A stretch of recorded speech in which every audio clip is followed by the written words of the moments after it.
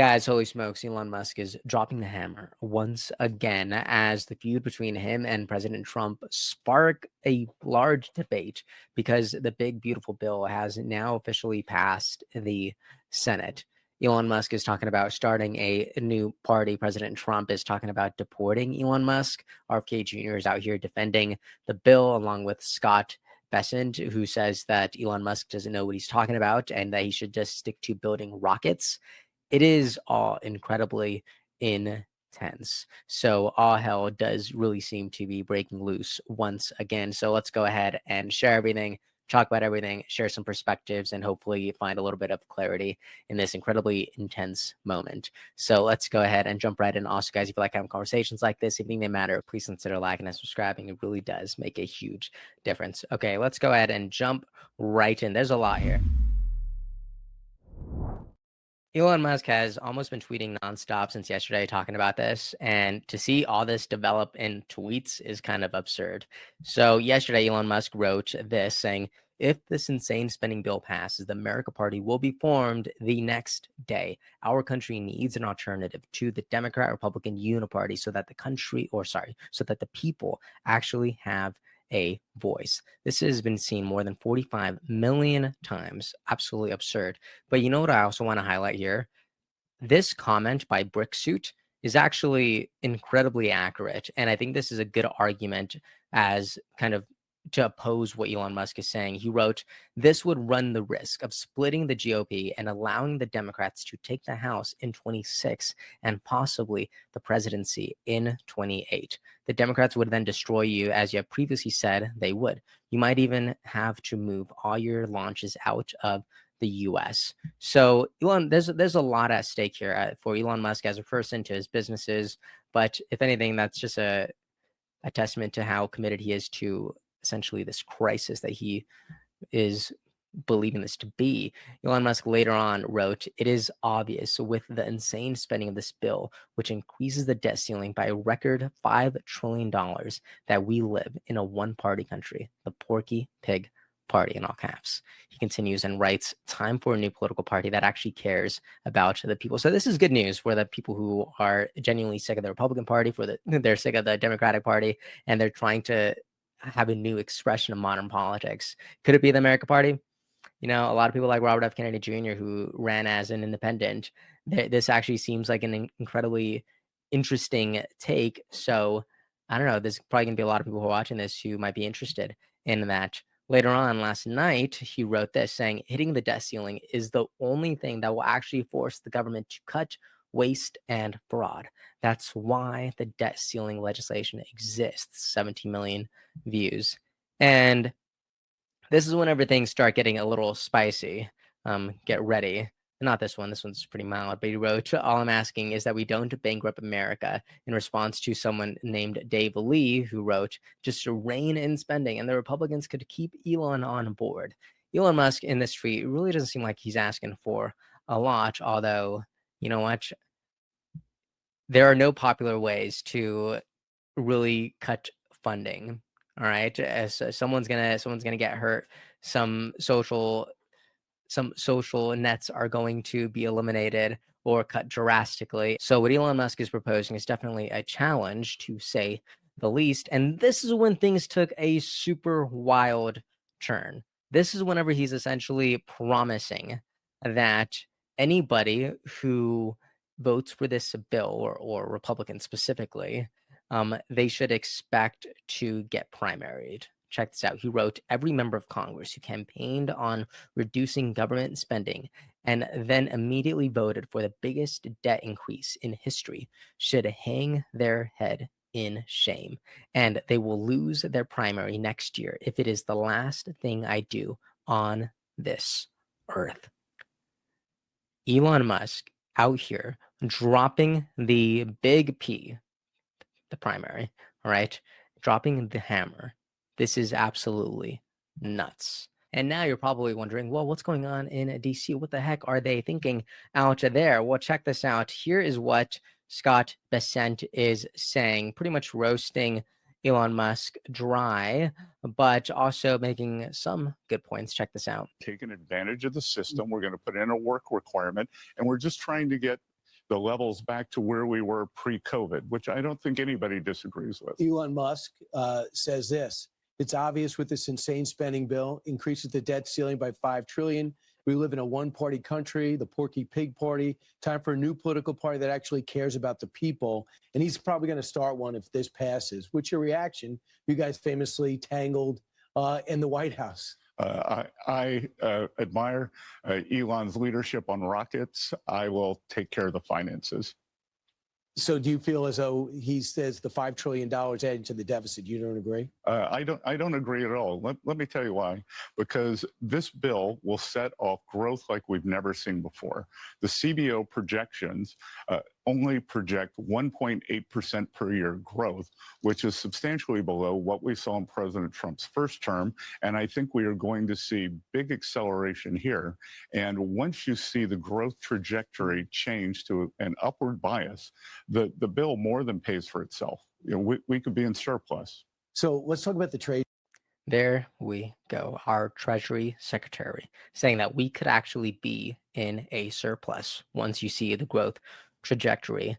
This is a really interesting take, and take it how you will. All right. But we also have this response from Secretary Kennedy, our HHS secretary. He wrote, "Thank you to the 50 U.S. senators who voted to pass the One Big Beautiful Bill and to VP Vance for casting the tie-breaking vote. This legislation cuts waste, fraud, and abuse in Medicaid, allowing us to deliver better care to America's most vulnerable citizens.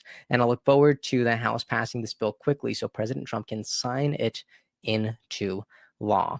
But honestly, things aren't going so spicy in Maha land, because look at this.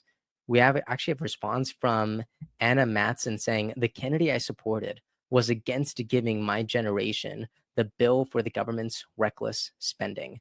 So this is really, really tough, because obviously Kennedy essentially campaigned on reducing the national debt. And it does feel like we might be seeing kind of a 180, but I do think this is just a reflection of the complexity of running a government. So to me, it's really, really hard to be upset here, because again, like I mentioned earlier, there's almost no completely fundamentally popular way to reduce spending and cut waste across the board without actually harming some communities and some demographics. So this is incredibly tough.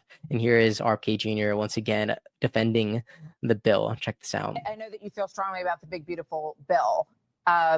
Tell us what the impact is on HHS for you. It's going to open. It's going to help us do what we need to do with healthcare in this country, which is to improve the quality of our healthcare and lower the cost and give Americans more choice. One of the things that it does is it allows health savings accounts, which are very popular with the American people, so that you can put pre-tax money aside to pay for certain things that are relevant to healthcare. For example, gym memberships will be paid for. For $75 a month, under this bill, you'll be able to get a concierge doctor who is available 24 hours a day, every day of the week, every day of the year. And you'll be able, and you won't get a bill for it. You won't have to file insurance claims. It's just like old style healthcare, but it's for $75 a month. We're also going to allow the creation of on-site medical centers by employers at factories, at workplaces where workers can get treated for free. So somebody won't have to leave work for 4 or 5 hours to get a medical checkup. They'll be able to do that on site. There are many, many other really great things in this bill that very we need to get it interesting. passed. I look forward. So there we have it. RK Jr. defending the Big Beautiful Bill. Also, he just mentioned that gym memberships would essentially be paid for underneath this this piece of legislation, which is interesting because, you know, I actually recommended that in a video, like it must have been like 2 months ago or 3 months ago now. I said, you know, like, wouldn't there be a way where like a gym membership would be made available to anybody who wants it? Right, because sometimes people don't have the finances. Sometimes there's other limitations, other barriers that cause people to not actually engage in a healthier lifestyle. And I was just wondering if that'd be any sort of possibility. And yeah, I just caught that RK Jr. did say that gym memberships would be paid for. Maybe watch Maybe he watched one of these videos. Wouldn't that be something? I don't know. But check this out. This is also Senator Rand Paul advocating against the bill because of its absurd spending. Check this out. Which brings us back to maybe we have to judge the effects of the big, not so beautiful bill by looking at what happens to the debt next year. Supporters of the bill admit it adds $270 billion to the debt next year. That's the only thing we know for certain. We don't know what happens in year 3, 4, 7, 8, 9, 10, but we know next year this bill will grow the deficit by $270 billion. In addition, the bill increases the debt ceiling by $5 trillion. What does that mean? That is an admission that they know they aren't controlling the deficit. They know that the ensuing years will add trillions more. So we're adding $2 trillion this year, but they're anticipating, the authors of the bill anticipating adding more than $2 trillion next year. That doesn't sound at all conservative to me, and that's why I'm a no. Senator Rand Paul of Kentucky saying that doesn't sound conservative to me, which is why he is a no. That is tough. Wow. And that's why we're saying Elon Musk essentially be aligned with people like Rand Paul these days. And if you're wondering what President Trump has to say about all this, check this out. He has actually spoken at this a little bit on a length on Truth Social, as well as this clip shared on Fox News. But here is what he posted on Truth Social. He wrote, Elon Musk knew long before he so strongly endorsed me for president that I was strongly against the EV mandate. It is ridiculous and was always a major part of my campaign.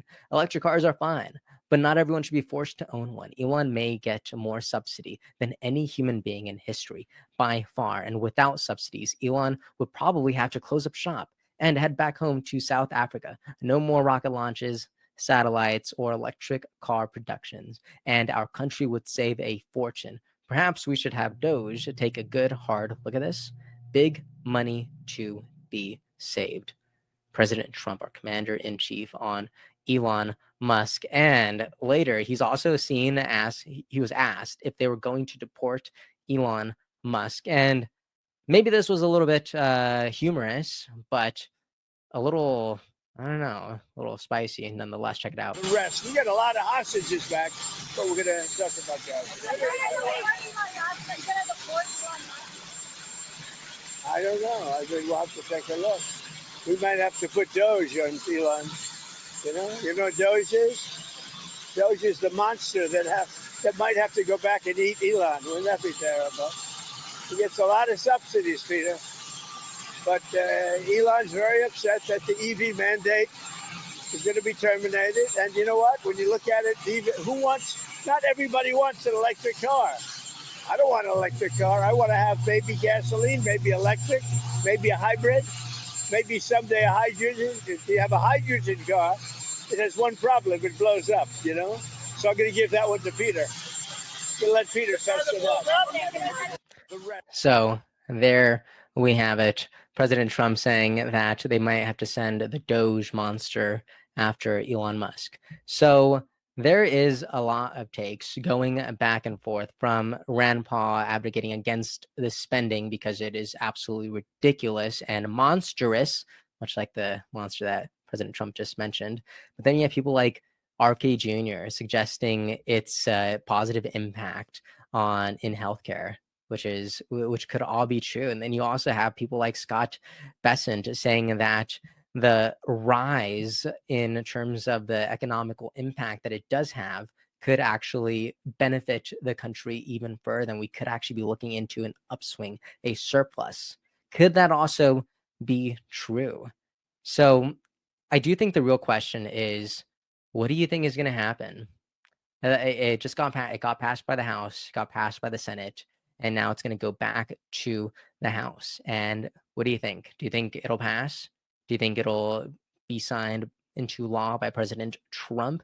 Do you think a new party is going to get launched by Elon Musk? He's out here launching rockets. Maybe he's going to launch a new political party that is a force of nature. that will actually be more reflective of the 80% of people who do believe that the national debt crisis is a crisis and the government should actually be working hard to spend less. Is that right? It could be. So I don't know. A lot of perspectives going around, and a lot of people have pretty good takes, but I'd love to know what you think about all this. All right. So let me know what you agree with, what you disagree with. And yeah, are you excited about it? Are you a little bit disinterested? Do you think this is a bomb waiting to explode? Or do you think everything is going to go ahead and work out in the end? I'd love to know. All right. Thank you so much for your time. I appreciate you so much. Thanks for being part of this conversation. And I invite you into more conversations by liking this video and subscribing for the future. We talk about news, its impact, a lot of perspectives, and we try to do it in kind of a wholesome, a little bit of a respectful type of way. So anyways, that is the video from President Trump to Scott Bessent to RFK Jr. to Elon Musk to the brick suit man on X, which is great. All right. And yeah, I'll see you guys next time. Please make sure to like, subscribe, and have a good day. Episode's over already? Geez, that was fast. Well, they say beautiful things do not last forever, but feel free to watch and listen to another one of these episodes if you're interested in those conversations as well. Also, this next part is huge. Make sure to obliterate that like and subscribe button and turn on the notification bell so you never skip a beat. I also have a newsletter where we dive into the news, politics, and ideas that shape our future. If you're interested in signing up, I'd really appreciate that. Anyways, that's the end of this episode. Thank you so much for watching and listening, and I'll see you next time.